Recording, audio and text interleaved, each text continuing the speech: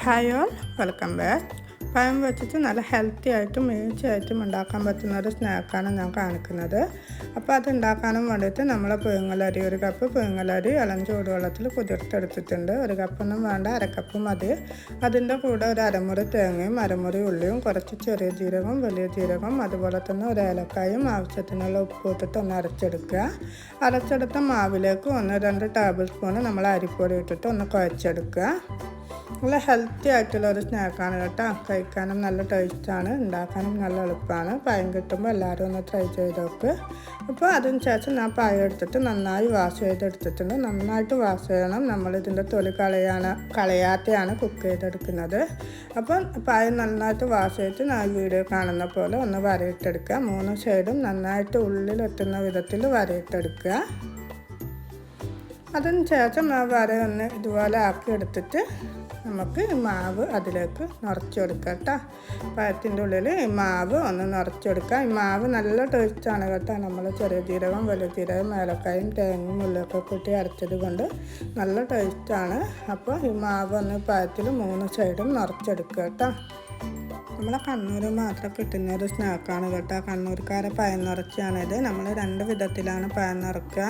ഒന്ന് ഇതുപോലെ അരി വെച്ചിട്ടും പഴം നിറക്കും, ഒന്ന് തേങ്ങാപ്പണ്ടം വെച്ചിട്ടും പഴം നിറക്കും. പക്ഷേ അരി വെച്ച് നിറക്കുന്ന പഴത്തിനാണ് ടേസ്റ്റ് കൂടുതൽ. അത് ഹെൽത്തിയാണ് കേട്ടോ. നമ്മൾ ഇത് എണ്ണയിൽ ഫ്രൈ ഒന്നും ചെയ്യാത്തതുകൊണ്ട് നല്ല ഹെൽത്തി ആയിട്ട് ടേസ്റ്റി ആയിട്ട് നമുക്കിത് കഴിക്കാൻ പറ്റും കേട്ടോ. അതുപോലെ മറ്റൊന്ന് തേങ്ങാപ്പണ്ടം വെച്ചിട്ടാണ് നമ്മൾ പഴം നിറച്ചെടുക്കുക. അത് പക്ഷേ ഞങ്ങൾ പഴം ഫ്രൈ ആക്കിയിട്ടാണല്ലോ, എണ്ണയിലിട്ടൊന്ന് ഫ്രൈ ആക്കിയിട്ടാണ് അത് നിറച്ചെടുക്കുന്നത്. അതുകൊണ്ട് അത് അത്ര ഹെൽത്തി അല്ല, എന്നാലും കഴിക്കാൻ നല്ല ടേസ്റ്റാണ് കേട്ടോ.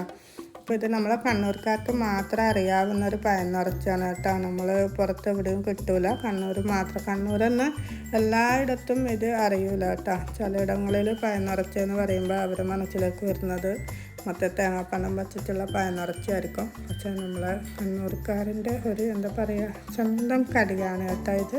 കഴിക്കാനും നല്ല ടേസ്റ്റാണ്. അപ്പം ഞാൻ പഴം നിറച്ചെടുത്തിട്ടുണ്ട്. ഈസിയായിട്ട് ഉണ്ടാക്കാൻ പറ്റും കേട്ടോ. ഇതിപ്പോൾ കുക്കായി കഴിഞ്ഞാൽ നല്ല ടേസ്റ്റുമാണ് കഴിക്കാൻ. അപ്പോൾ എല്ലാവരും ഒന്ന് ട്രൈ ചെയ്ത് നോക്കണം. അങ്ങനെ ഞാൻ 3 പഴമാണ് എടുത്തത്. അത് 3 നിറച്ചെടുത്തിട്ടുണ്ട് കേട്ടോ.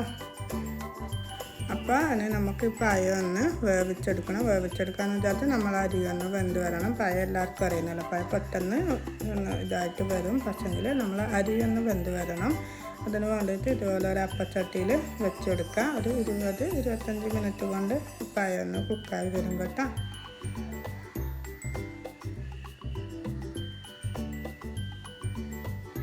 അപ്പം നമ്മളെ പഴമൊക്കെ കുക്കായി തണിഞ്ഞ് വന്നിട്ടുണ്ട്. അങ്ങനെ ഞാനത് നിങ്ങൾക്ക് കട്ട് ചെയ്ത് കാണിച്ചു തരാം കേട്ടോ.